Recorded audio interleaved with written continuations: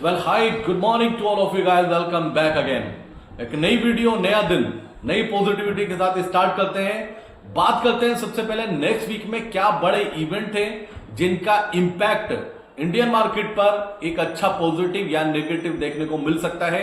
Global market में ऐसे क्या इवेंट्स हैं जिनका इंपैक्ट बड़ा पॉजिटिव और बड़ा नेगेटिव ग्लोबल मार्केट पर देखने को मिल सकता है।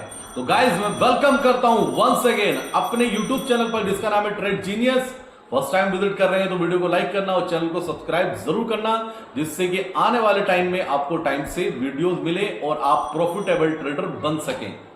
सबसे पहले बात करता हूं गाइज 9 अप्रैल यानी कि आरबीआई की पॉलिसी आने वाली है।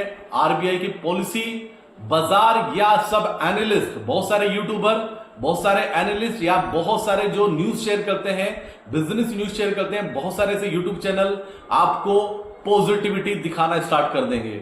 गाइज आरबीआई के पास स्कोप नहीं है रेट कट करने का, पहले अंडरस्टैंड कर लेना। मैं आपको क्लियर कर देता हूं क्योंकि इस टाइम पर आरबीआई की न्यूज को, आरबीआई की पॉलिसी को इतना हाइप दिया जाएगा, इतना टेलीकास्ट किया जाएगा जिससे कि नया पैसा मार्केट में आए। अंडरस्टैंड करना हर किसी का मोटिव है, जितने बिजनेस चैनल हैं, जितने जनरल चैनल है, सब ये शो करना चाहते हैं कि हम परफेक्ट है, कुछ आगे नेगेटिव नहीं होने वाला। अब वो ढाल दे सकते हैं आरबीआई की पॉलिसी को कि आरबीआई रेट कट करेगा तो बैंकिंग में बूम आएगा, बहुत तेजी आएगी।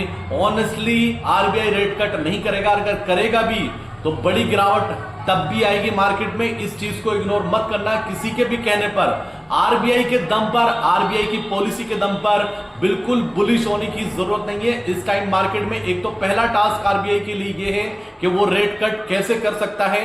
मुझे नहीं लगता कि आरबीआई किसी भी तरह का कोई रेट कट करेगा, और हो सकता है कमेंट्री भी आपको न्यूट्रल नजर आए। तो आरबीआई की पॉलिसी को देखकर बहुत सारे एनालिस्ट, बहुत सारे चैनल्स आपको पॉजिटिव करेंगे। इन्वेस्टमेंट के लिए प्लीज दूर रहिए, अभी वो टाइम नहीं है। दूसरा, वेडनेसडे को आ रही है सीपीआई नंबर यूएस का।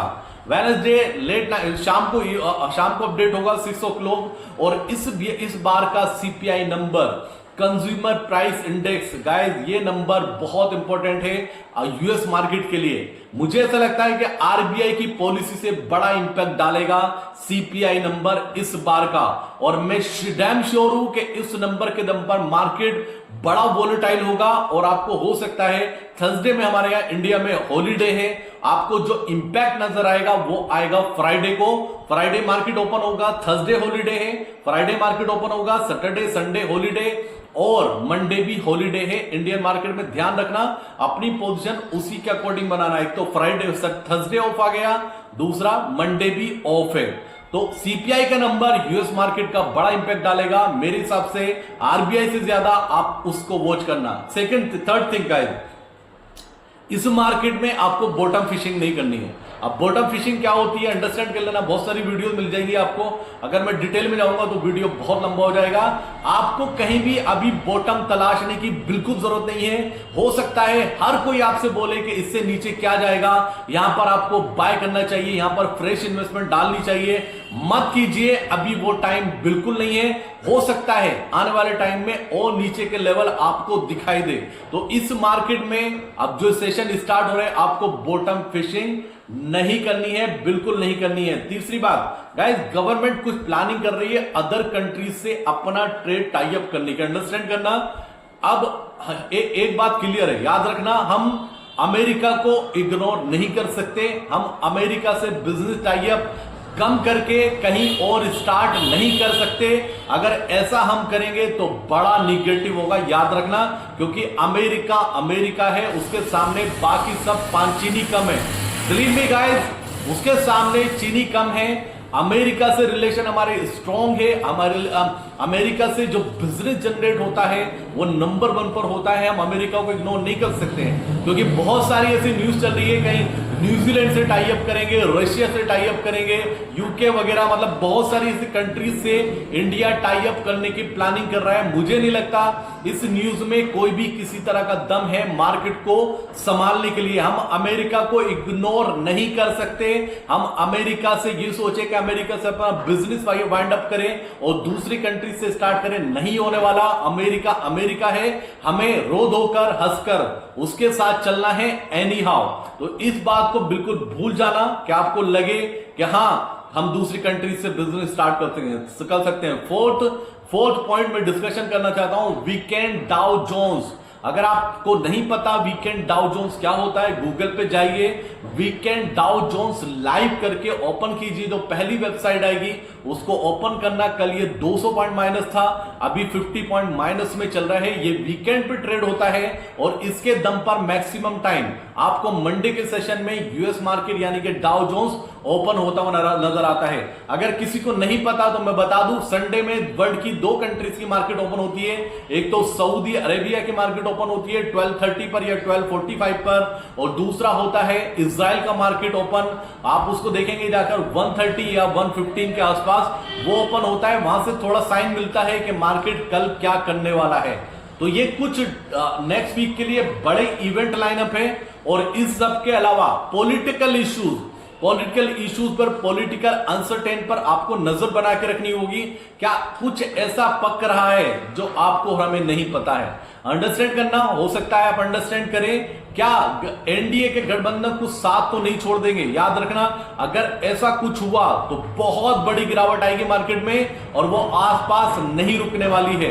तो पॉलिटिकल इश्यूज पर भी आपको नजर बना के रखनी होगी। बॉटम फिशिंग आपको नहीं करनी होगी। आरबीआई की पॉलिसी को लेकर बहुत सारे ऐसे एनालिस्ट, बहुत सारे ऐसे यूट्यूब चैनल आपको कन्विंस करेंगे कि आप नया पैसा मार्केट में लगाएं। प्लीज अभी मत लगाना, ये इन्वेस्टमेंट का टाइम नहीं है। दूसरी बात, जो सबसे बड़ा पॉइंट डिस्कशन करने लायक है वो है टैरिफ का, कि टैरिफ जो लगा है, अब बहुत सारे एनालिस्ट आपसे ये बोलना शुरू कर देंगे कि जो टैरिफ लगे हैं उन टैरिफ से बहुत सारी इंडियन कंपनीज को बेनिफिट होने वाला है। प्लीज दूर रहना ऐसे स्टूपिड एनालिस्ट से, दूर रहना ऐसे स्टूपिड एडवाइजर से। बिलीव मी, उनका काम होता है सिर्फ आपको सिर्फ और सिर्फ पॉजिटिविटी दिखाना।